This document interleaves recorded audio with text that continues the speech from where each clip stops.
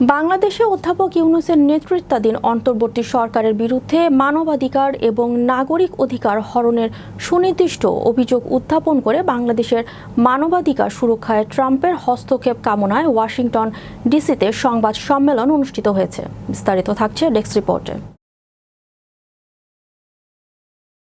বাংলাদেশে অধ্যাপক ইউনূসের নেতৃত্বাধীন অন্তর্বর্তী সরকারের বিরুদ্ধে মানবাধিকার এবং নাগরিক অধিকার হরণের সুনির্দিষ্ট অভিযোগ উত্থাপন করা হলো ওয়াশিংটন ডিসিতে অবস্থিত ন্যাশনাল প্রেস ক্লাবে অনুষ্ঠিত সংবাদ সম্মেলনে। বাংলাদেশে হিউম্যান রাইটস ওয়াচ ব্যানারে 23 এপ্রিল সন্ধ্যায় সংবাদ সম্মেলন আরও জানানো হয় যে বাংলাদেশের ইতিহাসে প্রথম গণমাধ্যম জবরদখল এবং পেশাজীবী 327 সাংবাদিকদের বিরুদ্ধে কথিত হত্যা মামলা দায়ের এবং মামলার তদন্তের আগেই সম্পাদক সাংবাদিকগণকে নির্বিচারে গ্রেপ্তারের ঘটনা ঘটেছে। মালিকানা জবরদখলের পর সহস্রাধিক সাংবাদিককে রাজনৈতিক প্রতিহিংসা পরায়ণভাবে বরখাস্ত করা হয়েছে। There was one hearing was done with the State Department by Congressman Swazi very early on, and then we also asked other Congress member to follow, and also there was actually the floor speech by Congressman Raja Krishnamurthy, and they were also followed by Congressman Thanas Chitanadar.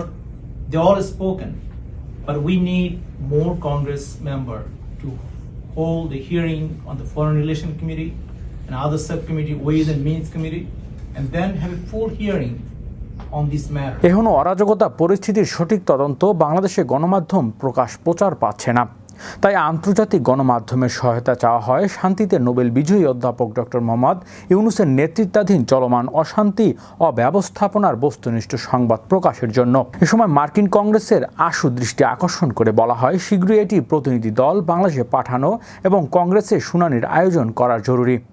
সংবাদ সম্মেলন আয়োজনে সংস্থার প্রধান বীর মুক্তিযোদ্ধা ও 21শে পদকপ্রাপ্ত লেখক doctor Nurnabi আরও জানান, ইতিমধ্যেই আমরা প্রেসিডেন্ট ট্রাম্প সমীপে স্মারকলিপি প্রদান করেছি। গণতান্ত্রিক শাসন ব্যবস্থা পূর্ণবহাল তথা অবিলম্বে সংবিধান সম্মত প্রধানমন্ত্রী শেখ হাসিনাকে বাংলাদেশে সসম্মানে ফিরিয়ে নিতে প্রেসিডেন্ট ট্রাম্পের আন্তরিক সহায়তা কামনা করা হয়েছে।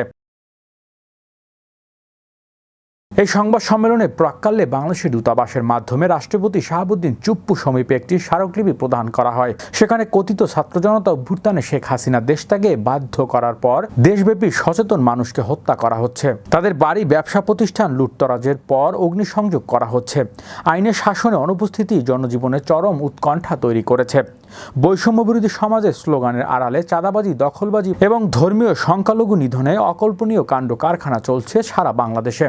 স্মারকলিপিতে অবিলম্বে জনগণের জানমালের নিরাপত্তা বিধান যথাযথ পদক্ষেপ গ্রহণ করার আহ্বান জানানো হয় প্রবাসীদের পক্ষ থেকে।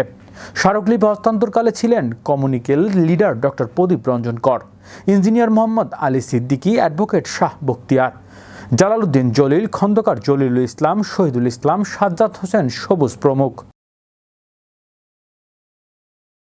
অপরদিকে human rights violations, rights of militants, Islamist and corporation allegiance against doctor Mohammad Yunus Bangladesh শীর্ষক সংবাদ সম্মেলনে সভাপতিত্ব করেন হোস্ট সংগঠনের প্রধান নিউ জার্সির প্লেক্সবরো সিটির কাউন্সিলম্যান ডক্টর নুরনবী।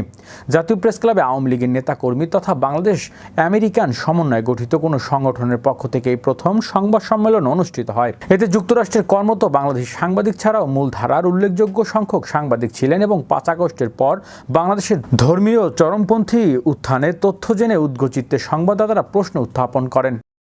প্যানেলিস্ট হিসেবে বক্তব্য উপস্থাপনের পর প্রশ্নোত্তর পর্ব অংশ নেন ডেমোক্রেটিক পার্টির district leader doctor Dilip Nath, communist activities engineer Mohammad Ali Siddiqui, Rana Hasan Mahmud এবং আরিফান রহমান জুমা। বাংলাদেশের সামগ্রিক পরিস্থিতির ব্যাপারে নিকট প্রতিবেশী বন্ধু হিসেবে ভারতের অবস্থান কি জানতে চাইলে ডক্টর দিলীপ নাথ বলেন, বাংলাদেশে 18 মিলিয়ন সংখ্যালঘু নির্মূল করার মিশন নিয়ে মাঠে নেমেছে মোহাম্মদ ইউনূস। ইতিমধ্যে সাম্প্রদায়িক চেতনা বাংলাদেশের নামক পরিবর্তন করে ইসলামী বাংলাদেশ করার প্রস্তাব পেশ করা হয়েছে। দিলীপ নাথ বলেন, মোহাম্মদ ইউনূস প্রতিনিয়ত মিথ্যাচার করছে এবং বাংলাদেশের আইনের শাসন একেবারেই ভেঙে পড়ার অন্যতম কারণও এমন মিথ্যাচার। প্ল্যান রয়েছে, আমাদের অনেক কিছু করতে হবে। আপনি যেটা উল্লেখ করেন সেটাও একটা প্ল্যান, পরিকল্পনার অংশ, কিন্তু সেগুলো করতে হলে আমাদেরকে আরো সংগঠিত হতে হবে, সংঘবদ্ধ হতে হবে এবং ঐক্যবদ্ধ হতে হবে। তাহলে আমরা অবশ্যই এই কাজগুলো করতে পারবো এবং আমরা এই কাজের জন্য সবার সহযোগিতা চাচ্ছি। 5 আগস্টে কথিত ছাত্র জনতার বিপ্লবের পর 5 শতাধিক পুলিশ স্টেশনে হামলা চালিয়ে ব্যাপক ভাঙচুর, অস্ত্রলুট, কারাগার থেকে চিহ্নিত সন্ত্রাসীদের মুক্তি দেওয়া হয়েছে। 3,500-এর অধিক পুলিশকে হত্যা করা হয়েছে। আওয়ামী লীগের হাজারো নেতাকর্মীর হত্যার ঘটনা ঘটেছে। সভাপতি বক্তব্যে ডক্টর নুরনবী উল্লেখ করেন, আমরা বাংলাদেশি আমেরিকানরা উদ্গ্রীব শুধু 56,000 বর্গ মাইলে বাংলাদেশ নিয়ে নয়, দক্ষিণ এশিয়া তথা গোটা বিশ্বে ধর্মীয় সন্ত্রাসবাদকে ব্যাপক উত্থান নিয়ে উদ্গ্রীব। কারণ শান্তিতে নোবেল বিজয়ী মোহাম্মদ ইউনূসের অপকর্ম, দুঃশাসন, মিথ্যাচারের পথ বেয়ে প্রাক্রান্তর ধর্মীয় জঙ্গিদের উত্থান ঘটনা, যা শাস্তি ও সম্প্রীতির জন্য বড় ধরনের হুমকি। ডক্টর নুরনবী বিশেষভাবে উল্লেখ করেন যে পশ্চাত্যের কেউ কেউ মোহাম্মদ ইউনূসকে শান্তির দূত ভাবলেও প্রকৃত সত্য হচ্ছে ইউনূস হলেন সন্ত্রাসের লালন পালনের একজন মানুষ। Also, there was a report that published by the United Nations, and we also rebutted the report because that report was one-sided narrative that portrayed by Yunus. It didn't really include what is happening at the ground. They didn't even interview the people those should have been interviewed. They didn't even visit the place they should have been visited. So those are the things that we're doing in our small way. Okay. দারিদ্র্য বিমোচনে লেবাননে মোহাম্মদ ইউনূস গরিবের চেয়ে গরিব মহিলার রক্ত চুষে নিজের ধন সম্পদ বিস্তৃত করেছেন এবং এক পর্যায়ে দুর্নীতি ও প্রতারণামূলকভাবে অর্জিত অর্থ ব্যয় বাংলাদেশ থেকে সাংবিধানিক সরকার উত্থানের গভীর ষড়যন্ত্রে লিপ্ত হয়েছেন শান্তিতে নোবেল বিজয়ী মানুষটি। তার সম্প্রতি আচরণ বাংলাদেশের 18 কোটি মানুষ আজ হতভম্ব মন্তব্য ইঞ্জিনিয়ারিং মোহাম্মদ আলী সিদ্দিকী। দারিদ্র্য বিমোচনের সস্তা স্লোগানে 75-এর সহজ সরল কিছু মানুষকে বিভ্রান্ত করার পর বিভিন্ন সেবামূলক প্রকল্পের অনুদান কিংবা নামমাত্র সুদে প্রাপ্ত তহবিল একের পর এক নয়া সংগঠনে স্থানান্তর করে মোহাম্মদ ইউনূস। প্রতারণা আশ্রয় নিয়ে গ্রামীণ ফাউন্ডেশন নিজের স্বার্থে ব্যবহারের অভিপ্রায় কথিত 48টি সংগঠনের ইতিবৃত্তি উপস্থাপন করেছে মোহাম্মদ আলী সিদ্দিকী। সংবাদ সম্মেলন থেকে প্রেসিডেন্ট ট্রাম্পের হস্তক্ষেপ কামনা করা হয় বাংলাদেশের আইনানুগ সরকার প্রতিষ্ঠার পর মোহাম্মদ ইউনূসের বিরুদ্ধে তদন্ত শুরু করার জন্য।